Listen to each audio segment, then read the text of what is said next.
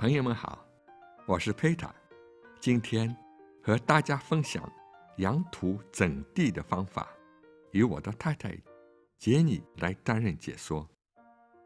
这块地已经连续耕种不同品种的蔬菜6年了，春秋季从未停止过。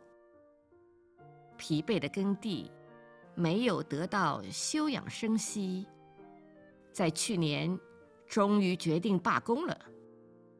我们种下去的蔬菜长得稀稀拉拉的。我们知道这块地需要休假了，那么养土养地的方法之一就是休耕。去年我在这块9平方米的土地上导入了大约10多公斤用割草机打碎的青草和落叶。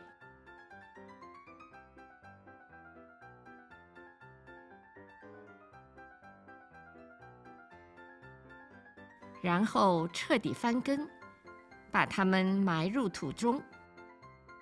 腐烂后的落叶和青草会释放出氮、磷、钾等金属元素及其他微量元素，它们可以补充土壤中微量元素的不足，还能起到疏松土壤的作用。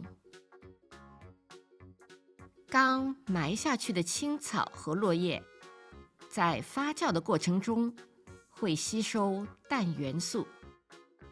如果在这个时候种菜的话，不但菜因缺氮而长不好，还有可能引起烧耕。青草和落叶只有在彻底腐烂后，才会产生氮元素和其他的一些有用的金属微量元素。青草和落叶埋好后，也不想荒废了这块小土地。我利用这块暂时的空地，搞一些盆栽蔬菜放在这里。先在空地上放些木条或者木板，然后放上盆栽蔬菜。如果把花盆直接放在土上，蔬菜的根系可能会通过花盆底部的出水孔长到地里，引起串根。在轮空了一个播种期后，我开始对这块地重新规划和翻耕。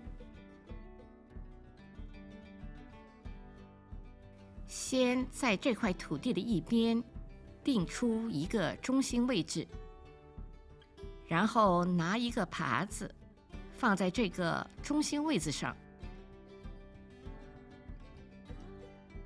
在两边画上记号。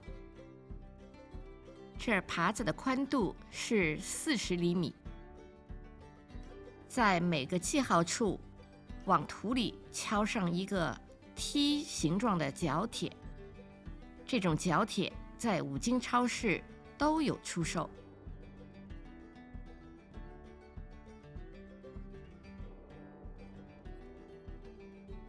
在对面的一边也做同样的操作。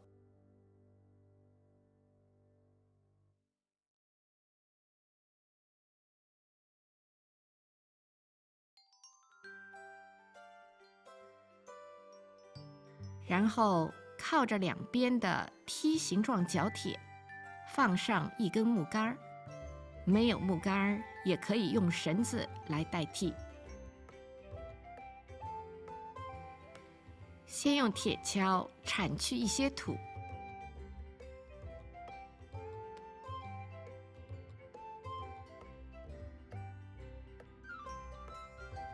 再用耙子耙出一个和其一样的宽度，深约12厘米的沟。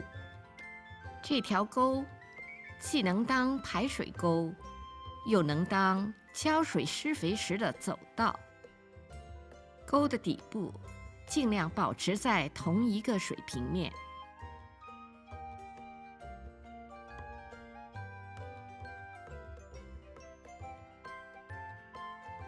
然后在沟的两边装上挡土板，板的厚度大约1.2厘米，宽度大约15厘米。挡土板要选用经过防腐处理过的木板。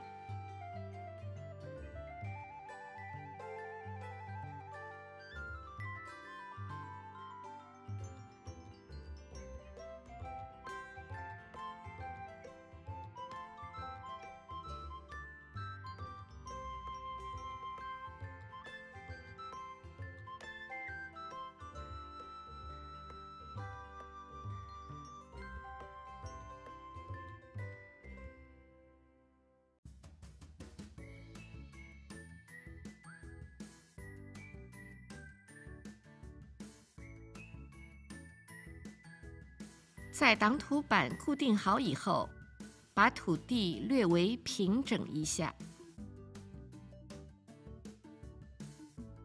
这是腐烂后的树叶和厨余。倒入鸡粪后搅拌均匀，再放上几个月。现在鸡粪发酵完成了，取出一大桶，把它当作鸡肥使用。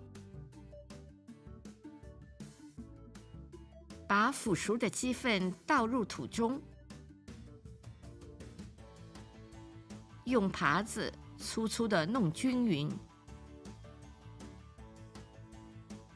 用铁锹把土和鸡肥彻底翻整一下，然后再用耙子把这块地的4条边整理平整。现在这块地看上去井井有条的，重新放上第一罐浇水系统的水管。对面的一块地也做了相同的处理，过程呢就不再重复了。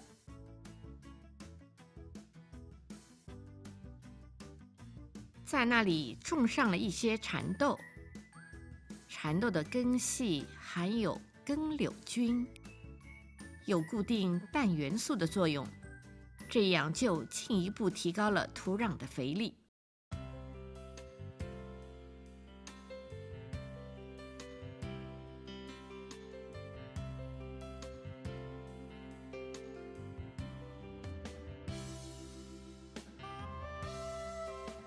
接下来的步骤纯属我个人在移栽素菜苗时的操作喜好，仅供大家的参考。